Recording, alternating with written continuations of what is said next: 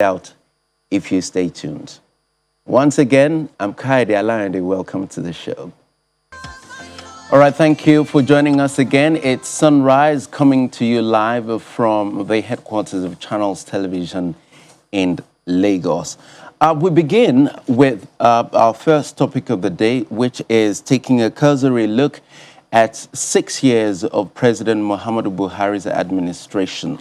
How has Nigeria fared in the last 6 years? We all know that the president or APC promised the country change when they were coming on board. And, well, some people will argue that, yes, change we have seen. Some of them positive. Others, maybe we need to work further on those things. But how has Nigeria fared? Are we richer as a nation? Are we stronger as a people? Are our people happy? Is there a sense of belonging? Is the country being pulled together? Are we growing infrastructurally, economically? Are we becoming strong? Are we becoming a nation that in the Committee of Nations we are respected? These are some of the things that, excuse me, you would consider when you're talking about the strength and power of a nation. So that we'll be looking at in the course of the next few minutes. And I have three people, seasoned people, who take a look at this topic for us. I have two of them in the studio with me here, and one other person will be joining us via Zoom in the course of the program, hopefully. But to my left here, I have Madam Juliet Benite. She's Faculty Leadership Institute. You are welcome. Institute for National Transformation. Institute for National Transformation, yes. I mean, there is no better person or no better agency to take a look at what we're talking about right now than your institute. So we'll be hoping to hear so many vital angles from you today. You're welcome once again. Thank you for having me. All right. And then to my left, to my right, I have, neither of them are visitors or to the show. I have Mr. Chima Naji. He's a legal practitioner. You're welcome once again, sir. Thank you very much, and good morning, viewers. All right, so I understand that our Zoom guest is now available. We have Mr. Aliyu Abdullahi. He's a senior special advisor to the First Lady on media. He joins us via Zoom. You can see him on the screen right there. He joins us via Zoom from Kaduna. Thank you very much, Mr. Abdullahi. Thank you for having me. All right.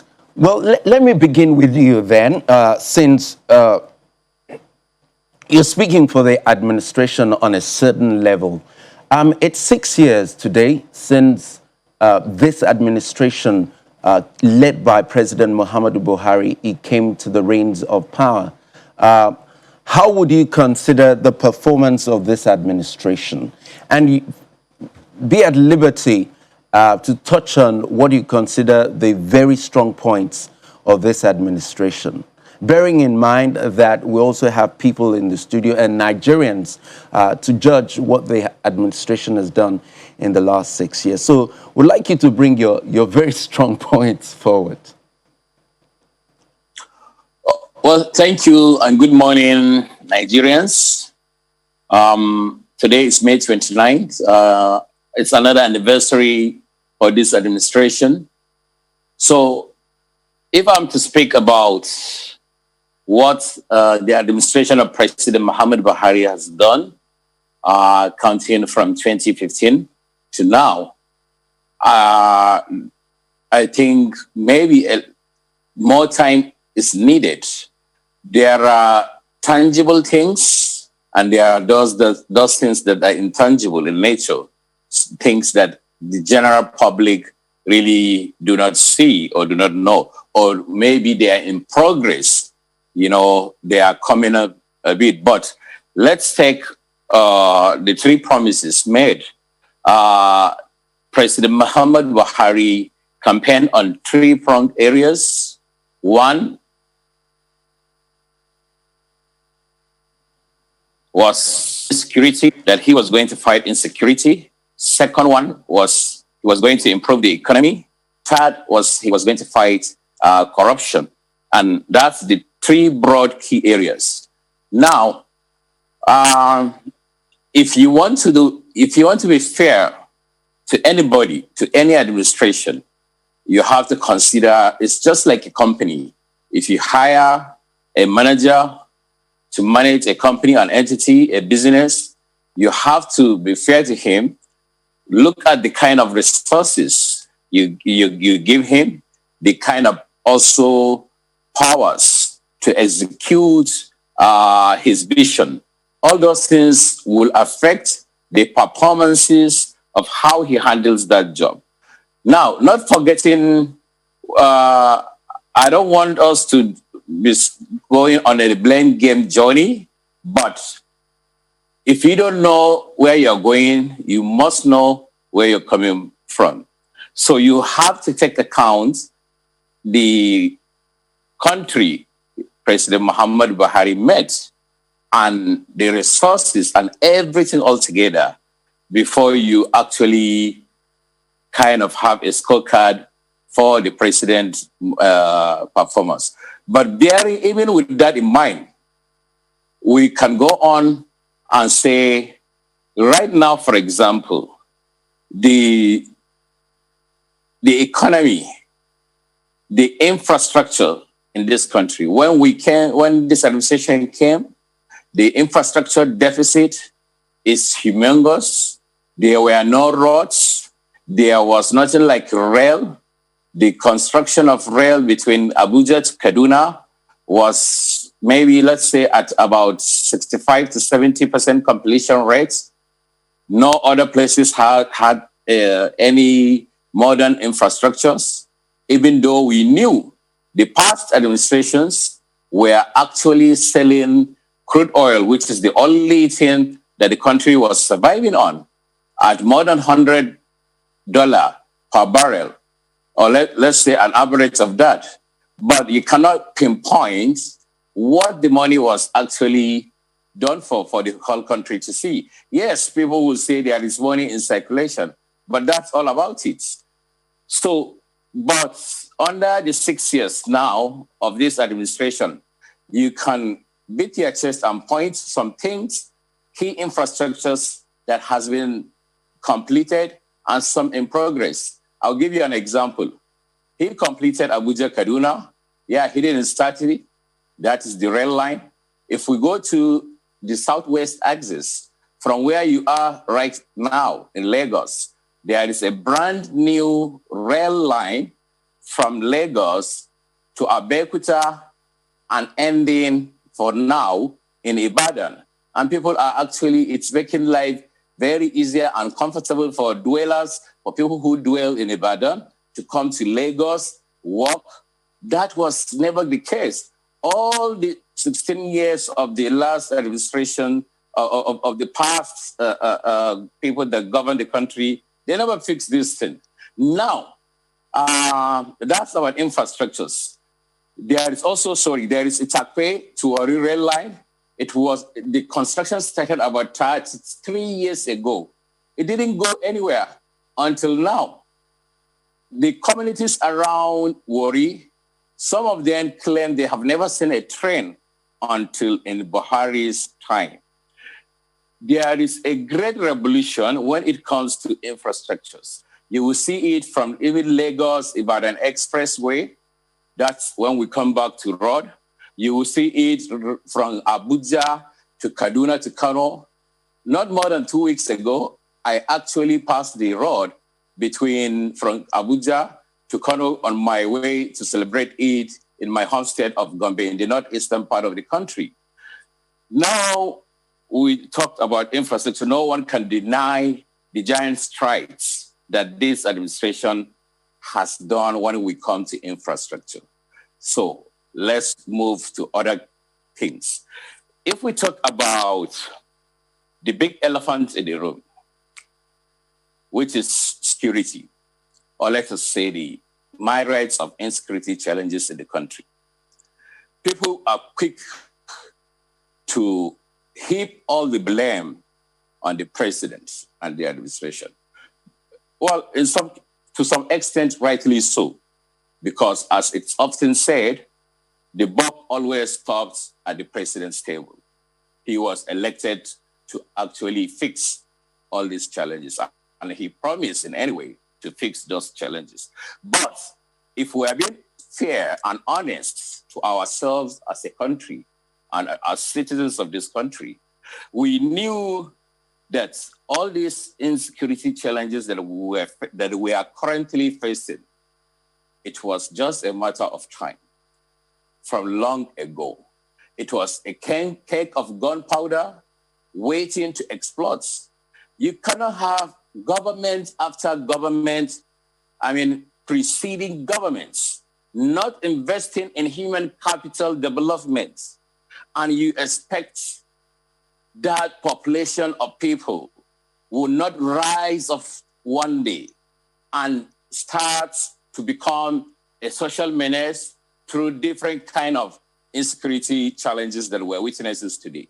Banditry, kidnapping, robbers, insurgency, all these, they are not the work of today. But what matters is what are the kind of responses that this government of President We need to Muhammad take a Buhari break right now. is. When we come back, perhaps we'll allow you to continue on parts of your thoughts and then let the guests in the studio respond to some of the things that you have said. We'll take a break now. Join us again.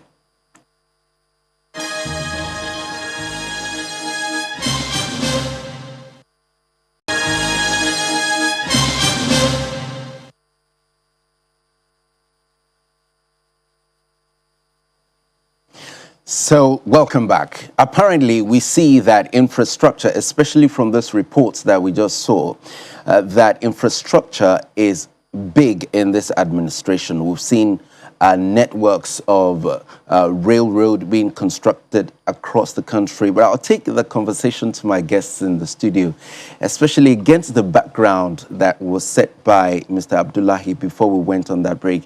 And I'll go to you first. Madam Juliet Benite, what's your response considering what this administration has done in the last 6 years? At least this administration has stayed on the job. Nigeria is still together. Thank you very much for having me, and good morning, Nigerians. And should we say Happy Democracy Day? We have survived since 1999 up to this moment, which is important to us as a people. We agree that many strides have been made by the government of Buhari, but on the Democracy Day, we just don't want to talk about just the Buhari administration in isolation. I would rather take us into the fact that, yes, the administration has done a lot of inputs, but what is the output?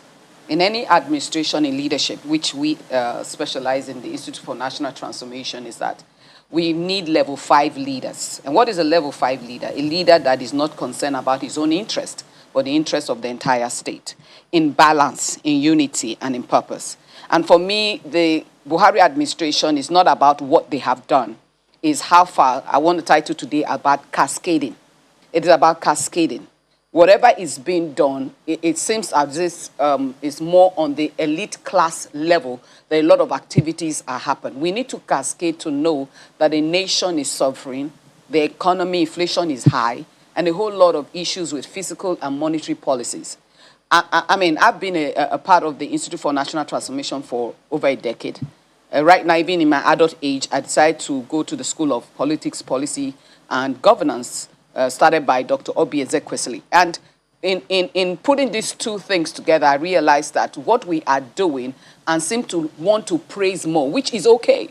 We agree that these things have happened, but how has it cascaded? How has it created the economic development that we required? And I think for me, on this day of 29th, and I think we have 2 years counting down to 2023, is that a nation needs to begin to look at things more differently. I just saw that building being commissioned. What is the purpose? human capital development should become the center stage from now on. We agree on projects that have been done. We admire the roads that have been done. We appreciate everything that is happening, in quote. But it is important that our emphasis on health and education must become more paramount. We have an education emergency, whether we believe it or not. We have a health emergency. In the 2020, prior to now, with the COVID-19, exposed the fact of many things that are not in place.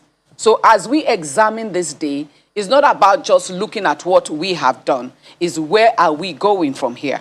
And I just don't want us to camp and say, okay, we have done this, we have done that, because in Nigeria, it seems to be a recurrent currency in all administration. It has nothing to do with whether the APC or the PDP or the government's in place. It's a Nigerian thing. We have an elite class who need to recognize that it's not about their self, but the millions of Nigeria. We are still the capital of poverty. Well, we've not gone out of that. We are still the capital of poverty. And these things are critical in our decision making. Policies, institutions that work. We agree that, oh, Minister of Transport doing A, Minister of this doing B, or this doing that. We need to decentralize, cascade. Look at Akwa Ibom State that took up the issue of starting a project with the airlines. And they are doing exceptionally well. If we decentralize government more, the Buhari administration will have an opportunity to cascade. So we need to recognize that it's not just at the periphery and at the top, because the issue of insecurity has been compounded by our divisions. We're a divided nation. And we need to recognize that, yes, on this 29th, we want to look at the things we have done. No, we shouldn't look at the things we have done. We need to look at the things that we need to do quickly. And the issue of our economy, money, access to funding. We have a locked up economy. We need to open up this economy without fear nor favor. There are centers and regions within Nigeria that we can activate quickly for economic growth, then also then cascade the growth into development. Because you could have economic growth, which I learned, especially in being in the School of Politics recently, that growth can happen, but does that bring development? So we need to refocus. Because for us as an institute, our concern is that we need leaders who recognize that the place of leadership is not being a lord. Our political leaders have become crown kings. But we did not elect kings. We elected servants. We elected men and women who understand that democracy that we have chosen, which we need to now have more democratic acculturation, because we are still a feudal mind, because even the public beg for things rather than demand for it. All right. I hear you. Let me go to Mr. Naji. Let's hear your thoughts. I have in my hands like a handout. This is about 50 pages of the things that this administration has done in the last 6 years. And many of them are verifiable. So she spoke to the fact that there have been activities, roads are being built, but she spoke to impact. If you take it from that angle, how would you assess the performance of this administration? Well, let me start by saying good morning to viewers and thanking God that we're all still here, alive and well. So it seems. So it seems. Yes. In the first instance, I want to situate my position here, that I'm not here for debate about what Buhari has done or has not done. I believe we just want to have a discussion. So it's not a question of who wins or who did not win, because the facts are out there. There is a saying, just if I take it from the point that you raised that she had just dropped, you can't scratch somebody where it is not itching and expect the person to say thank you at the end of the job. Effort would have been expended scratching, but it's not itching me. So you're not doing anything. You mean infrastructure is not itching? I have not made. I want to extrapolate. I want to extrapolate from my my adage But if you understand that work is done when somebody is lying down and you are scratching the person, okay? Because you who is doing the scratching has not left that position to go and do another thing. You are expending energy.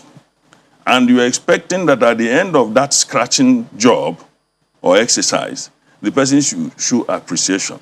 But that person is simply managing to tell you, he would have said, it's hurting me, okay? But you think you are doing a job. So that is why I said you cannot continue to scratch somebody where it does not itch and expect the person to say. It's just like a summary of what Madam has said. Activities are going on, but what are the impact? It's a different way of saying the same thing.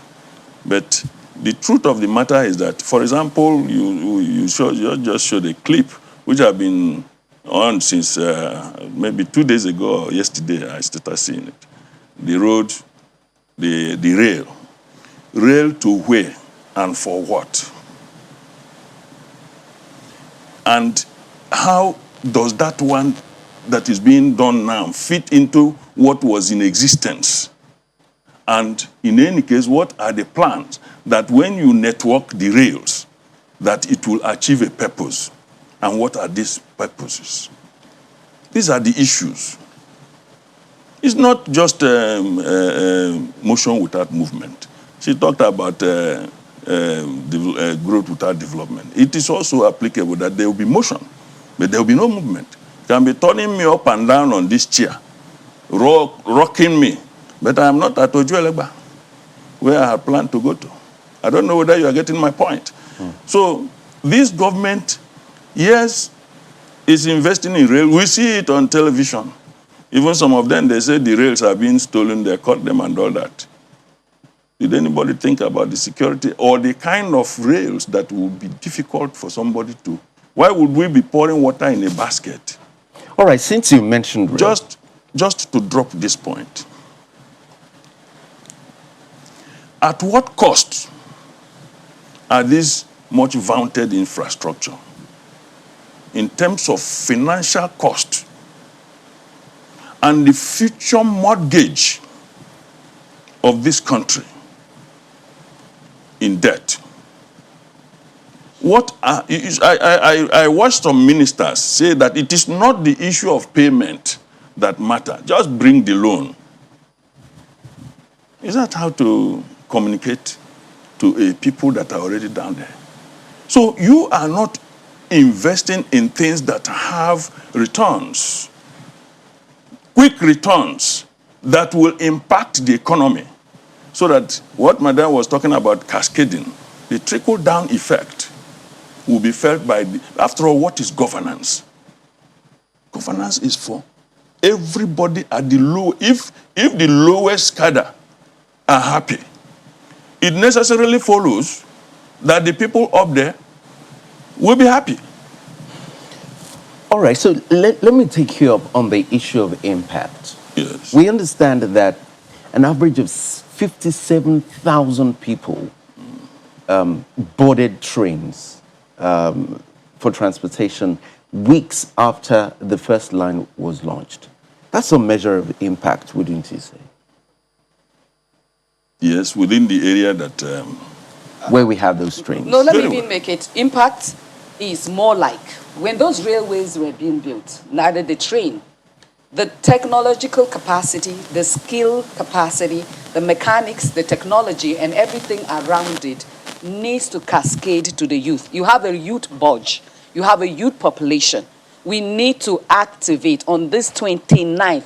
Let decisions be made quickly on how to activate our youth to begin to take responsibility at the lowest level of leadership. What do I mean by that? The same railway line. In Lagos, we have the BRT. Everywhere we have all sorts, but we do not have the maintenance capacity. We import maintenance. We import technology. We import science. We need to begin to see an activity that impacts right down to a population of young men and women who are inactive, even though they do not have access to job at this time, because it's not just the primary purpose of government to create jobs. Government is supposed to create an environment where jobs can be designed.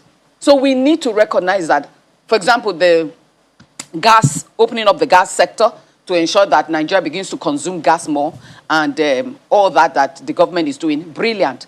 But the technological capacity, the maintenance capacity, we've always had a problem that when we do things, we can't own it. We still depend on international market, international human capital to do this thing. So we continue to have capital flight, the money that should stay within a nation and rebuild the nation, and access to money movement becomes difficult because we haven't equipped our people. When a man like Lincoln, you went for sabbatical, a leader needs to continually to expose themselves to training, mentorship from international bodies that have our interest, not just everybody, because not everybody that has Nigerian interest. We must find the interest of Nigeria on what it takes. He said, first of all, train your people.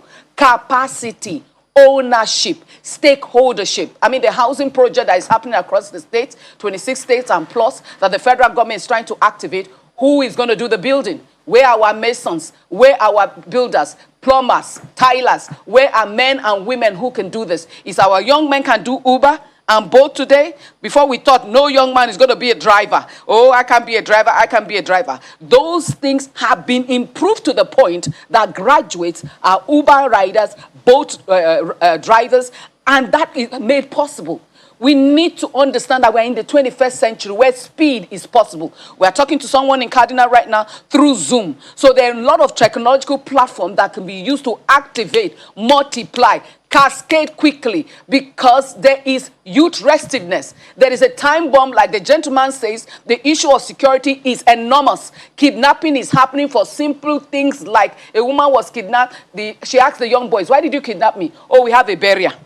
We need money for our mother's burial. Oh, why did you kidnap me? Oh, I need money for housing. There are things that we need to solve now. So the impact of having railway line, if it is that Nigeria will own it, the technology, the space and everything, then we are good to go. But if that's not going to happen, it hasn't cascaded yet. You want to respond? Yes. Before I go to him in Mr. Abdullahi was right in placing on the table the promises, the platform on which this government pledged to work. And these things were the problem on ground then. So it's not as if it's like a hurricane that made the flight when it was about to take off. It's something, there were things that were on ground, and the APC, presumably, in conjunction with the president, were able to look at these problems on the ground and in a marketing style, sold their program to the Nigerian people. Your program is like a product. If it does not have the capacity to satisfy a need state, it will not be purchased at any price. Because the vote was like the price at which APC was ready to sell that program. So the votes exchanged in expectation for the utility. It was the utilitarian value of those programs that Nigerians voted. Are we getting the value? The answer is no. Because you see, on security, it is axiomatic that you cannot drive from here, this Lagos we are here now, to Ibadan alone, in this broad daylight, without fear. You can no longer stop to buy banana or anything on the road alone. On the issue of economy, what is the exchange rate? If you go for those canons of the economy, the exchange rate, the interest rate, and all, they are not looking good. Please, I would like you to hold your thought on that. We need to take another commercial break now. Mr. Abdullahi, I want you to take that time to prepare your response to the points that my two guests here have made about response. That will be in just a moment. Don't go away.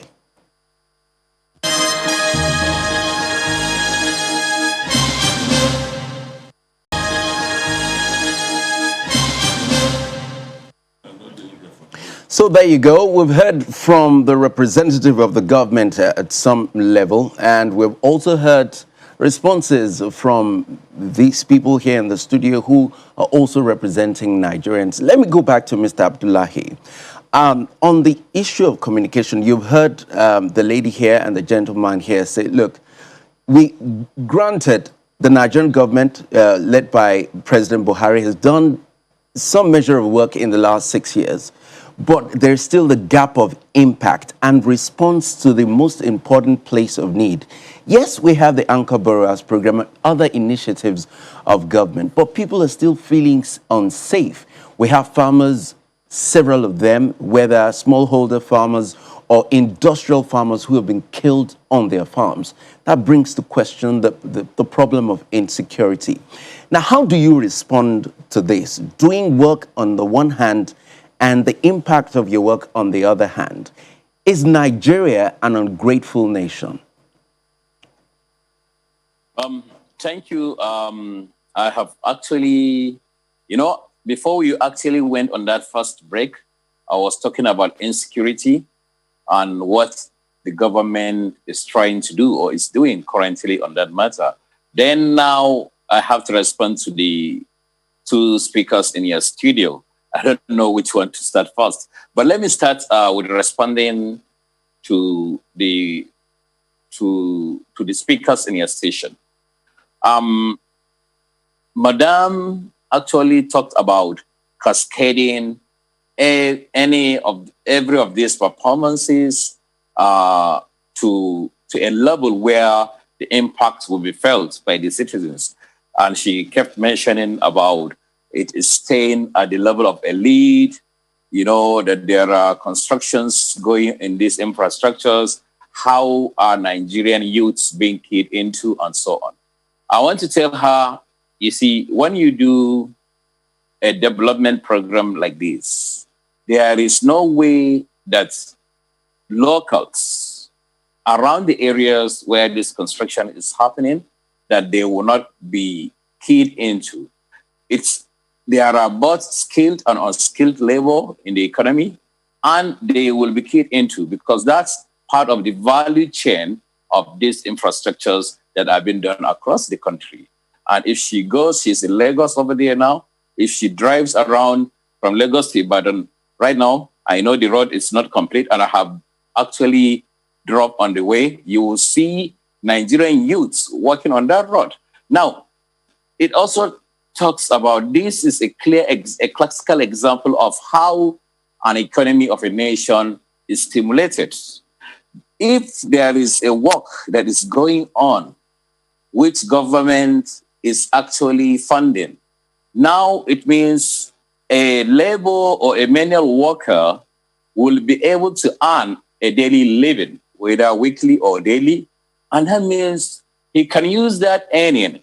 He can buy bread, and the bread owner will buy flour from the farmer, and the farmer will go to the market and buy a jeans or a dress that is produced by Nigerians or even that is imported. But that's to show you how the economy in a nation is stimulated. Now, again, back to whether this government is pro-elite. Everybody knows President Muhammad Buhari.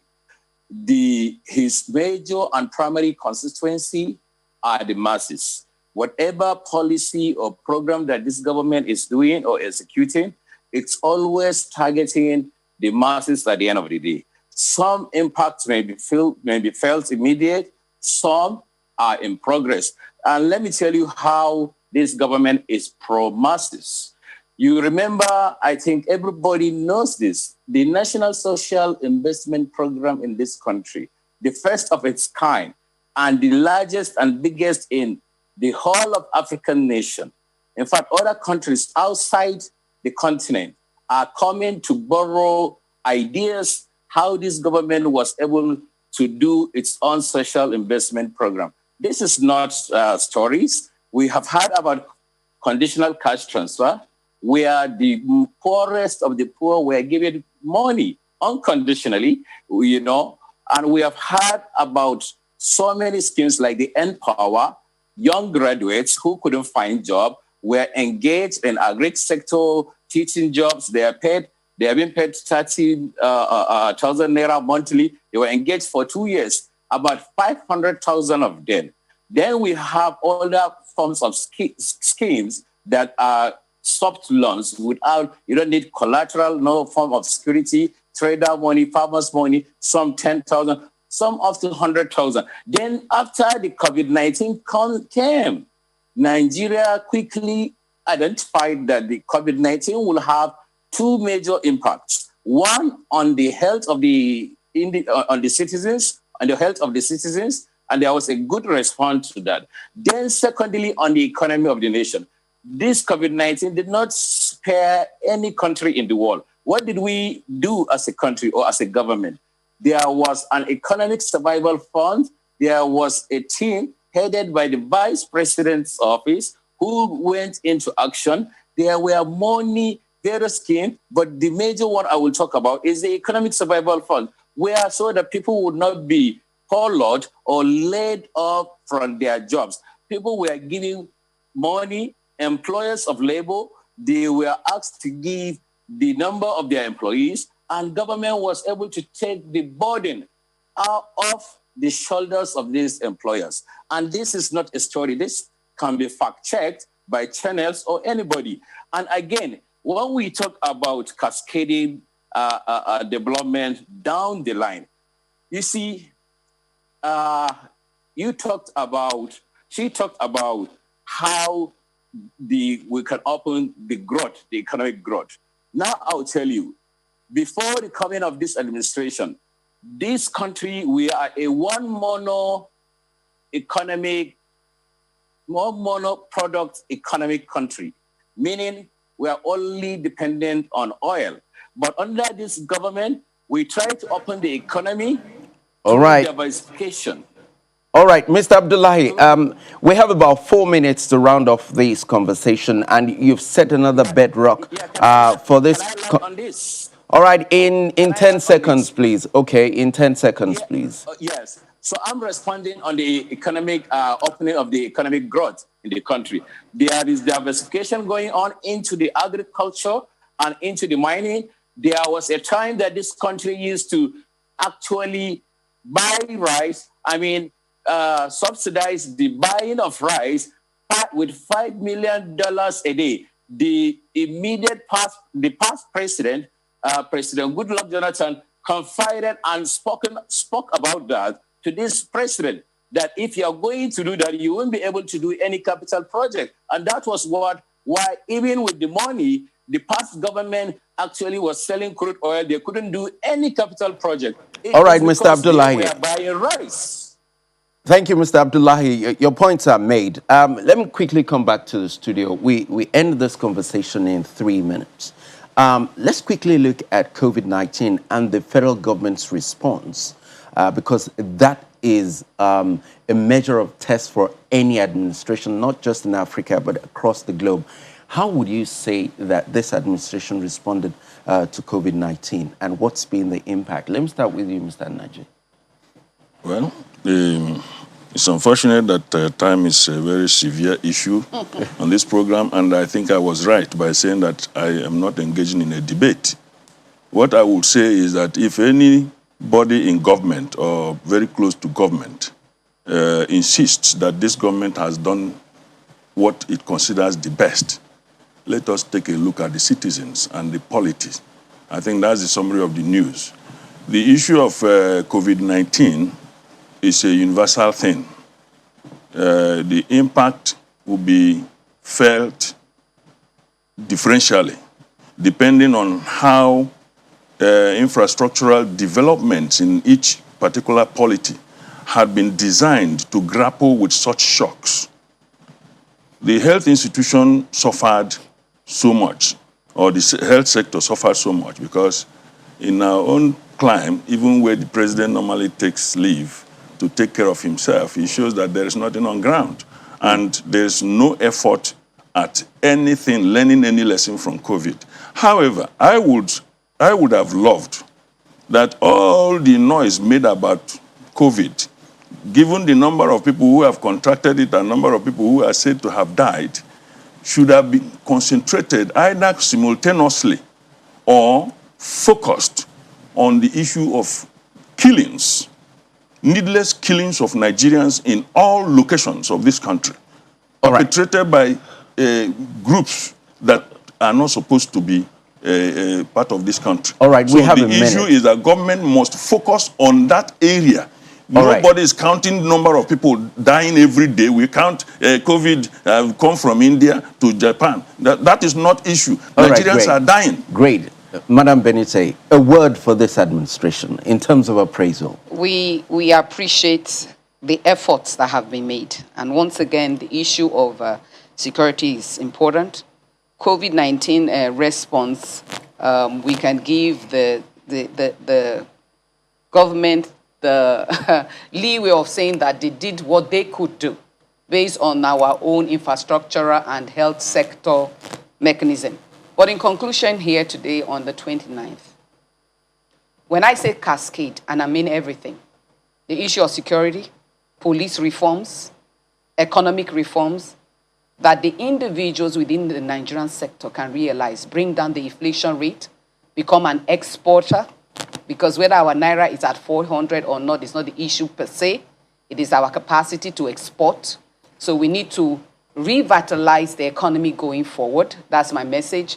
And to push for more reform and at the grassroots level, increase capacity, human capital, and decentralized government so that there is activity happening everywhere. So let things not happen among the top, but let it go through the local governments and every part of Nigeria. And by the grace of God, we are going out of this situation. We believe and leaders are raising up, and men and women were ready to do politics in a greater level. We believe so. We believe so. Thank you very much, Madam Juliet Benite, Faculty Leadership Institute for National Transformation. Thank you for being part of this conversation. Also, Mr. Chima Naji. He's not a guest on this program, so to say. Thank you for coming again. And our guest from Kaduna, that's Mr. Aliyu Abdullahi, Senior Special Advisor to the First Lady on Media. He joined us via Zoom on the program. Thank you very much for your time. We'll take a short break and we will be back in just a moment. Don't go away.